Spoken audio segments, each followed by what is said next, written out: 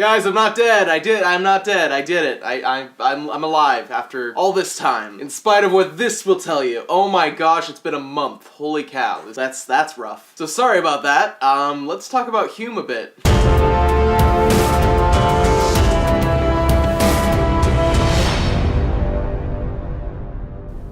So during that span where I dropped 3 videos all in the course of 1 week for some reason and didn't think that would have weird consequences on the YouTube algorithm, I was at Hume Lake and it was pretty awesome. Got some good kids this year. I really feel like they got more out of the experience than in previous years, and I hope that some of the lessons they learned do stick more than in years past. You know, you got the typical church camp thing where they're great for the first week and then they come back and it's like, well, business as usual. I just realized while I was up there, I've been at Hume for 9 years straight, and this has been one of the better years that I've been there. Just everything went great. I think really the only downside was when I participated in the belly flop competition and I had my shirt off and I saw pictures of myself with my shirt off and I was like, yeah,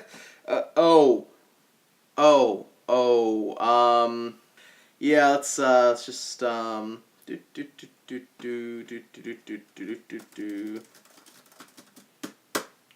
yeah, we're going to the gym some more. But what really stood out this year versus all the other years was the theme. The theme was great this year. You guys remember back in February I made a video when the teaser for the theme came out? The theme this year was Foresaken, and it was a very heavy medieval theme. You got knights, you got, well, not a lot of dragons and stuff like that. It was mostly just knights. And it was the story of Saul, not Saul like Saul who became Paul. Saul as in the guy who David replaced. And it was a tragedy, and that's a really interesting direction to go with a camp theme. Usually in years past they've kept things light, they've kept things kind of like, even though you do have Cry Night, you do have Tuesday where they really lay the emotional stuff on you. For the most part it's upbeat and it's friendly and there's jokes and fun moments, and this theme really wasn't like that. And major props to them for going in this direction. I feel like that's a real bold direction for Hume to go. I commend them for fully committing to it and for doing it well. I'm not going to be able to talk about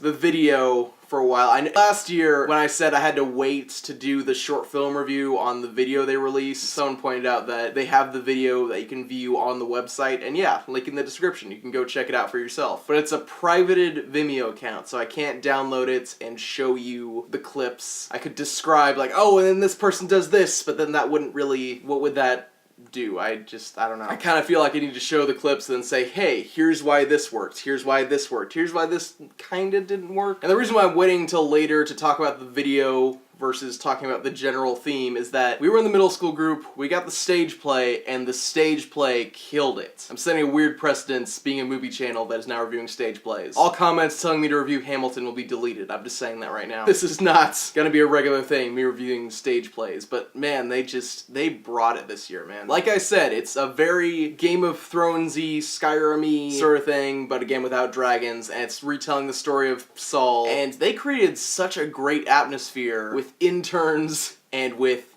band members acting. I think from the opener where they showed Goliath, the Golith or whatever thing was supposed to represent Goliath as like this big Chinese dragon-y type float, to the music, oh my gosh, the music in this is just, it's the best. I need to look it up on SoundCloud and see if I can put it right here and show it. And like I said, the atmosphere was spectacular. Just the general lore of the stage play, it could have felt really silly. Because in years past, they've really tried to force the theme into the overarching story, and like, okay, that's clearly supposed to represent the Israelites, that's clearly supposed to represent Jesus, okay, this doesn't feel natural at all. Here, it just seamlessly flows in. It doesn't feel like they're forcing anything into anything. The story that they're trying to tell with this medieval kingdom and with all the politics and all the warfare going on here seamlessly flows into the metaphor they're trying to tell, and it's just, it's the best. Also, I'll probably get more into this when I talk about the video, but there's a gender-swapped version of the character that's supposed to be Samuel the prophet, and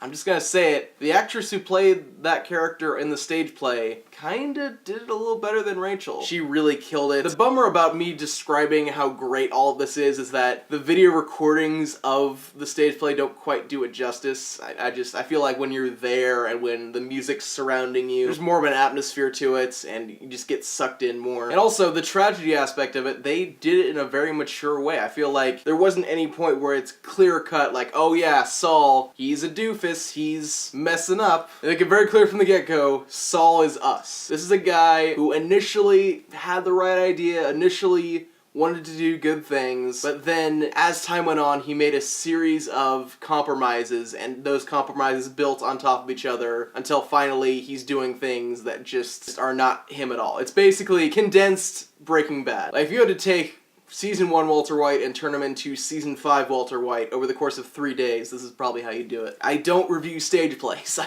really don't review stage plays, but if I did give this my standard short film review rating, I'd have to say this is popcorn on a rainy day. It's not quite perfect. There's still one or two areas that kind of needed work, but it is really good, and I think it had areas that surpassed the short film that Hume put out. I think doing a tragedy theme, and doing a tragedy theme well, was really a big deal for middle school in particular, I think, because when it comes to Christianity, when it comes to kind of younger people with their faith, there's a different dynamic than when older people are kind of learning about faith and Christianity and all that, because the Christian worldview is essentially, we are fallen, God is great and perfect and so much better than us, and we deserve hell, but God bridged the gap between the two of us so that we can have heaven. When it comes to the older crowd, it's so hard to cut through the skepticism and the cynicism because we know how messed up the world is. We know that things aren't always what they seem, and that stuff is messed up, and that humanity is just, we're not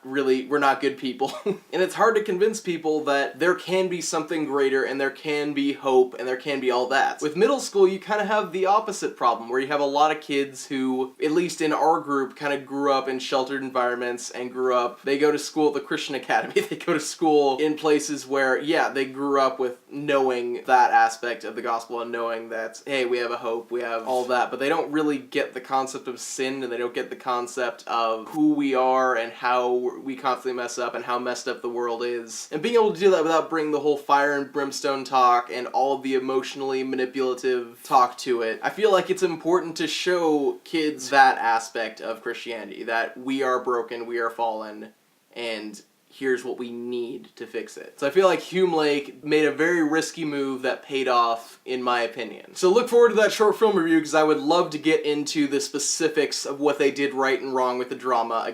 I know they make these things for kids. They make these things for middle school students and high school students. They don't make this for randies and just weird people on the internet. Although I will say, they are the primary audience watching this. I mean, it's you guys who are subscribed and then the Hume Lake staff, because I found out in a conversation while I was down there with one of the main head honcho guys that like, oh yeah, we watch those videos, we email them around to everybody. Although the phrase he used was, we're familiar with your online escapades. Escapades, okay.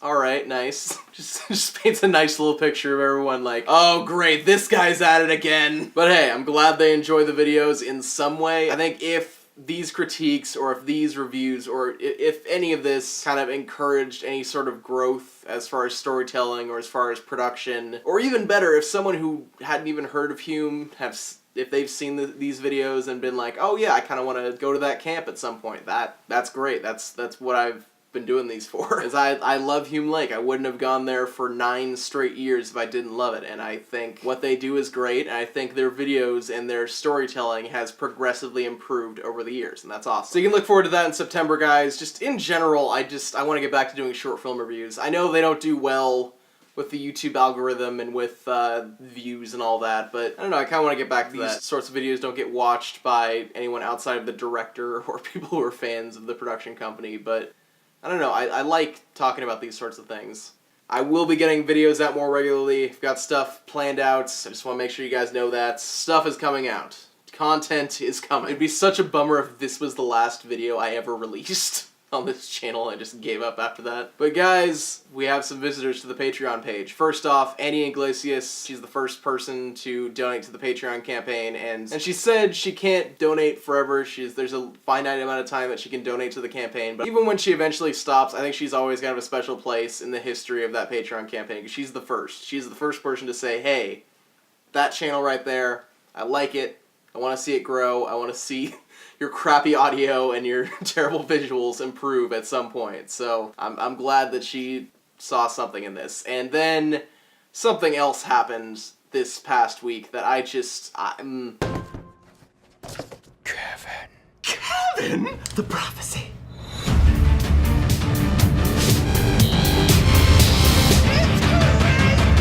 I had to check a couple times to make sure this wasn't a glitch, and maybe it is. Maybe this is some kind of prank. But Kevin McCreary from Say Goodnight Kevin donated to the Patreon campaign. Not only did he donate, he donated the highest non-joke patron tier that there is. He's donating $15 a month. He pledged to donate $15 a month, and what is going on right now? Co-host of The Inner Tube, founder of Say Goodnight Kevin, another great movie review channel, just the guy who I partially gave credit to just inspiring to get this channel going. It's probably not healthy how suspicious I got, like, okay, what's the catch here? Is this a tax write-off? What's going on? But man, I'm grateful for that, man. That's incredible. He, of course, now has the tier where every single episode, at the very end, he will get his name in the new Rise of the Kumquat credits. This is the best, guys. Thank you so much for your donations. Thank you for caring about this channel. That's awesome. And that's gonna do it for this video, guys. Sorry for that long outro. Just had to cover some things that happened since I left. Again, thank you so much to Annie Iglesias and Kevin McCreary from Say Goodnight Kevin. Just thank you for everything. Until next time, guys. God bless, and stay saucy.